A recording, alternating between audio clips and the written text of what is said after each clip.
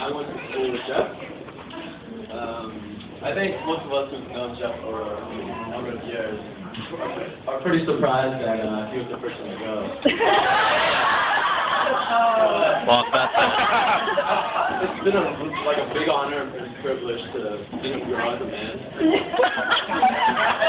And the past 2 months have been really hectic. I see you order a lot, so I'm really proud of you. I'm gonna cry. Don't cry. So, as I was trying to figure out, how I would go about doing this post, I just had to Google, of course, but, I wanted to think about characteristics that we can also relate to what we think about Jack. He's one of the smartest guys I know, very, very talented, sort of breadth of different talents, whether it's musically, artistically, very creative guy, extremely funny. He has high values, most of his principles, a little too stubborn sometimes. Top one? I think at the end of the day, the reason that we all love Jeff is because he's just a really, really fun guy, right? He's always coming up with crazy ideas. He's always like, at least off the wall, like crazy adventures that he wants to go on and trying to make sure everybody's having a good time. And I remember back in college when we would go on road trips, like everybody would fight for Jeff to hit shotgun because, well, the rest of us would just fall asleep, like John. I can't help it. Jeff would be cracking jokes, singing karaoke at the top of his lungs, making sure that the car was bumping. Can you just find bumping? The rest of the trip. We went on. What kind of ventures? And so back in college, it was like a lazy Saturday. We didn't really have anything going on, but some of our friends wanted to go to the mall. So we didn't really need anything, but we figured we'll tag along and just hang out. So we get to the mall, and then we're walking around. Our friends go to the Gap. We go to the Gap. More people have to Watch it. Yeah, true. Do you have your Gap, right? And, we're just like perusing some clothes, seeing, what's on sale and whatnot. And then I guess our friends are forced to like actually go somewhere else, but Ed was with us that day. Yeah. And he was. That day, he had an outfit on, baseball t-shirt, and jeans. So Jeff thought it would be a good idea that me and him both purchased baseball t-shirts so we could be doppelgangers with Ed. So I obviously think the idea is ridiculous. And, I'm wearing shorts, right? So for me, I feel like buying a pair of jeans. I'm spending $70 to look like Ed. Hey. Nothing got it.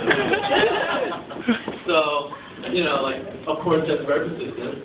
So I'm like, all right, I'll give it a try. Right? So we're at the rack, and I'm looking at, different sizes. For whatever reason, there's no larges, one medium, and like 50 smalls. Being the gentleman that Jeff is, he takes the medium.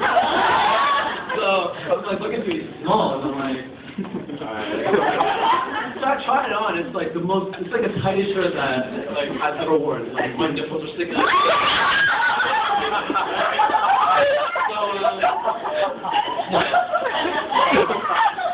Jeff wants to go through it anyway, so whatever.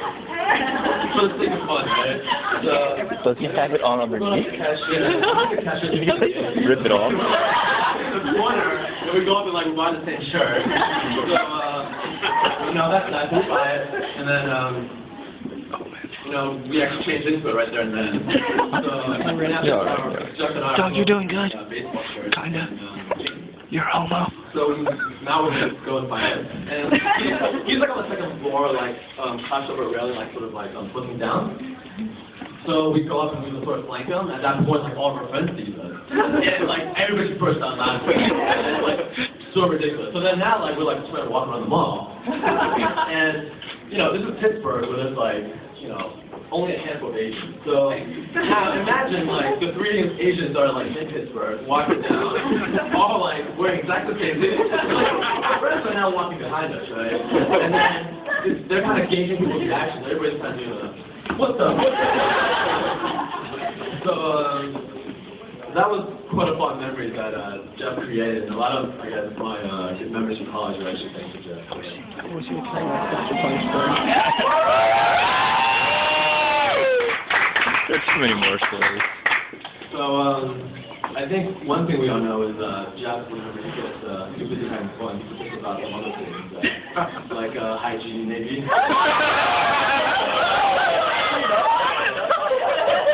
Speak the truth. That's why Jen is such a great girlfriend. That's terrible. Wife.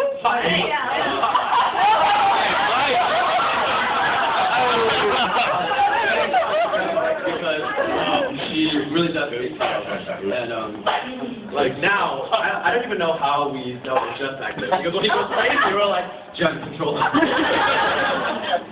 So I know this is getting long, but another quick story. When we were in the bachelor party, actually, we were staying in the Florida Keys, and for one night, we decided to go up to Miami. And this is actually like an hour and a half drive, so it's pretty far.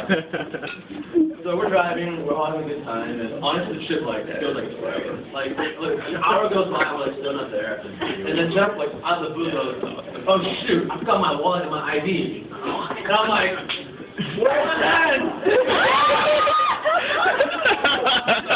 Being the summer guy that Jeff is, she's like, don't worry guys, I have a photo of my ID on my phone.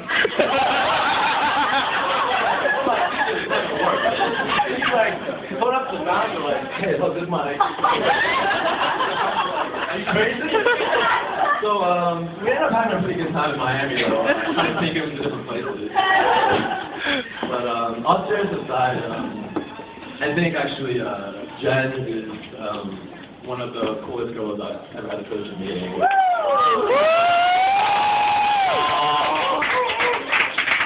Jeff is a very, very lucky guy. I remember at first when we met, you tried really hard to get to know his friends. And I really respected that because at first, like most of my first impressions, they're awful. And he hated me. But, you know, over the years, actually a lot of my fun memories have been with Jen as well. So, thank you very much. So, let's see. At this time, why don't we all raise our glasses and give a cheers and toast to Our bitches. Love you, Doug. Awesome people. I would give you a blowjob, you really want me. So long-lasting and happy marriage. Yours, Jeffrey.